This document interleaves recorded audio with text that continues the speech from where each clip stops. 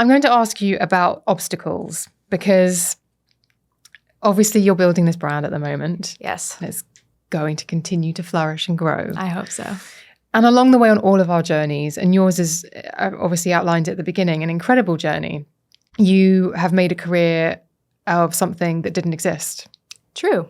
Before, which is why I think a lot of people are quite fascinated and want to keep looking at you and going, isn't it amazing what you've done? Because you're one of the first. One of, yeah. So it's exciting. So along the way, are there any obstacles that you've had to overcome? Oh, my life is one big obstacle. Are you the obstacle, Esther? I am the obstacle.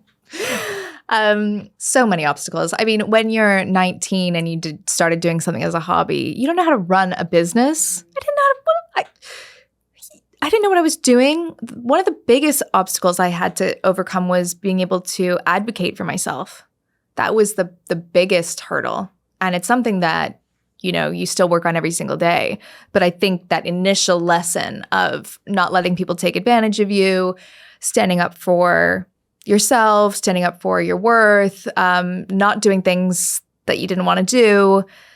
Because in the beginning, it was kind of like, you should be so lucky to talk about our product in your video. Stupid example. Mm-hmm. And then, this was before I had an agent or anything like that. I was on the phone to the PRs saying, well, no, I don't want to put that face scrub in my video because it made me break out or something like that. And they, the conversations you had to have. That was really hard. That was really hard to learn, that lesson. Did you feel that you did get taken advantage of in those early days? Definitely. I mean, I use this example all the time, but I did a meet and greet at a store and I didn't get paid for it. And I brought, my whole audience there and they didn't want to pay me for it, but I didn't really know if I should be getting paid. This was before anyone, I was still working at Topshop at the time. Mm-hmm. So it felt a little bit like, I think I can ask for money to go hang out at a store. I didn't understand what that really meant. And I remember a few days before the meet and greet calling the PR and saying, I think I should have a fee for this. I think so, because I'm bringing my audience. And, I remember talking to my boyfriend at the time saying, what should I say? What should I say? And us prepping it. And then me actually getting on the phone with someone who was, 20 or 30 years older than me and saying, I really think I should get something for this. And they said, well, not really, because we are partnering with you and we are a way more successful brand. And, and me just saying, okay, well, that sounds fair. I'll be there on Friday night at 7. Oh my goodness. But that only happens a certain amount of times. Well, it's transactional. And there is this thing, isn't it? Particularly in a new industry or when people aren't really sure, the bigger people have the power. It's like my mum always says to me when I was learning to drive, and I was like, but I've got right of way. And she went, no, darling, the bigger vehicle has right of way. Yeah, it's true. Metaphor. You can get bulldozed. For sure. So advocating for yourself, how did you do that? This is a really big question. How did you do that without coming off as bitchy or not bitchy is probably not the right word, but it is difficult. Yeah, I think for a woman it is. You can be considered bitchy if you advocate. It was hard, and I think a lot of time it was compromising. Doing something for less than what I thought, but still doing it. I know that's not really advocating, but in the early days it was. And oh gosh, I think when I got an agent, that really helped.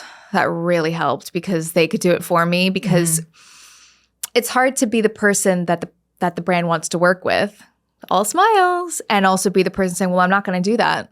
Mm-hmm. So you really do kind of need that middle person. But even now, if I had to do it, I think I could do it in a way that wasn't bitchy. But it would be direct. It would be direct for sure. I think direct is good. I love it. Hit me with the truth. What's your budget? Yes or no?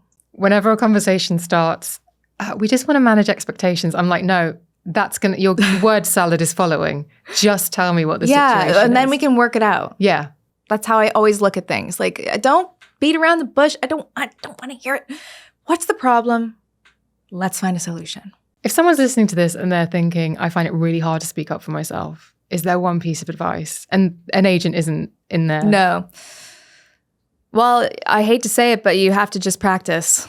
You literally have to practice. And if you want to start slow like I did, I had to start quite slow, then start slow. But no one is going to advocate for yourself like you can do for yourself. And I also learned this lesson when I got my dog, my little baby girl, Effie. She's a rescue.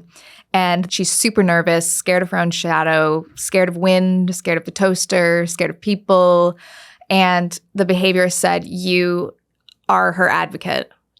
What you do directly impacts her. So if you want to take her to a busy farmer's market, well, that's your fault that she's scared, and that's your fault of this. So I've had to really learn how to advocate for her. If somebody says, can't we just take the dog to Harry's house party tomorrow night? I have to say, as much as I'd love to, no, and I have to advocate for her. Well, you have to do the same thing for yourself. Do I want to go to Harry's house party tomorrow night? Not really, because I'm exhausted. I'll be out by 10:59. Yeah. Is a consequence of beginning to develop that muscle of advocating for yourself and speaking up, is one of the consequences having to deal with people not liking you? Yes. And how do you manage that? I don't care anymore. No, obviously I want people to like me. Of course I want people to like me. I feel like I'm a pretty nice person. I don't try to be mean or anything like that. And when I do try to advocate for myself, I'm not doing it in a mean way, So I would say, yeah, watch your tone. I think tone is very important when advocating. Oh, interesting. Yeah. Is that like a little inflection at the end? Yeah. I think you need to pay me. Yeah. I want more. Yeah. I'm doubling my fee. Yeah. Sing-song voice is not necessarily. I think tone is important, and intention. I also think intention is really important when it comes to advocating.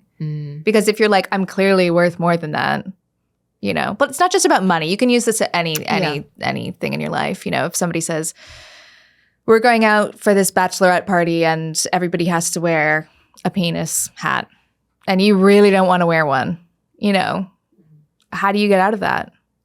I don't know, but it sounds like an episode of Real Housewives that I need to watch, because that would be a meltdown in some friendship groups. I'm curious about the biggest challenge that you've had to face, because obstacles and challenges, I think, can be slightly different. And it was interesting because when I asked you before the show, you said self-doubt. Oh, yes. Self-doubt. That's another big one. We all have that. Even more than self-doubt, it's why should I be the one to do that? That was big for me too. Why should I be the one that's going on that trip? Or why should I be the one on that panel when there's someone that is way better at talking about that subject than me? But also, I am a Leo, so just kind of have to brush that off a little bit. See, now that's interesting to me, that it's self-doubt, but it's showing up as imposter syndrome. Because you're like, I've been asked to speak on this panel, or I'm being taken on this trip because fundamentally somewhere along the line someone has decided that it's a good investment to take you. It's not like you're getting a jolly. There's no such thing as a free lunch. And yet you are projecting onto that experience that someone else perhaps deserves it more, or that you wants it more. Well, I mean, that's true. Yeah. Someone else does want to be on that trip. Yeah. They do. A lot. A lot. And also, I'll just say one thing. I was stopped on the street the other day by, people are filming TikToks on the street and stuff like that. And they said, put a camera in my face and a microphone. And they were like, do you want to answer a few questions? I thought, oh, God, I'm not going to know anything about this. There's my self-doubt. I'm stupid. I'm not going to know the answer. I'm not going to give them what they want, that sort of thing. And I just thought, I was in a pretty good mood that day. I thought, I'll just do it. And it was about NFTs. Oh, my gosh. Oh, this is in your vlog. Literally, NFTs. And anyway, I knew all the answers, pretty much. Are you kidding me? No. They said, what does it stand for? I knew what it stood for. Is it non-fundable tokens? Fungible. Yeah. I think. I said fungible, but fundable is a word. Yeah. I think it's fungible. Oh. And when I walked away from that, I thought, I'm not as stupid as I think I am. Do you ever? Yes. Right. I feel like a stupid idiot. I am so bad at math. I failed math 3 or 4 times in high school. I'm really bad at math. I can't read maps. I don't understand a lot of things. Are you Has anyone ever called you stupid? I feel like there's some childhood trauma for sure. Right. But yeah, I never feel like the smartest person in the room. Never. But you know, Estée, there is a saying, well, there are two sayings very similar. You never want to own the most expensive house on the street, and you never want to be the smartest person in the room. True. So you're set. Yeah. I think about, but then it's like, why, you know, even if I'm out and people are talking about social media, I still feel like Charlie knows more than me when I've worked in the industry for however long. I think some of that is to do with being a woman. And I think a lot of that is just my own issues that I need to work through. I can be unsure of my own knowledge, you know? I always like to triple check things. But I think everybody has stuff like that. Do you think as well it's perhaps because you don't take it too seriously? Like, it's not your identifier. Yeah. Like, you're very much Estée. And you can even sense from your discomfort during that introduction, and when we do talk about your status and profile online, it's not something you lead with. No, it's not. That being said, when I'm hanging out with my friends and they don't know what I do and stuff like that, I almost don't know what to talk about with them, because funny enough, most normal people don't talk about their work all the time. If I meet someone and I say, "Oh, what do you do?" Like, that's not something people usually say. I've noticed that. I'm the only one asking. I'm the only one asking people how work is going. It is quite a social industry. Yeah. That we're in. There's a lot of bleeding over into social life. Yeah. Can you feel me manically thinking, do I talk about work all the time with everyone? Yeah. And like, I have a friend, she's a scientist, which is so cool. And I'm like, how's work? What's going on? She's like, good, just working. I'm like, what?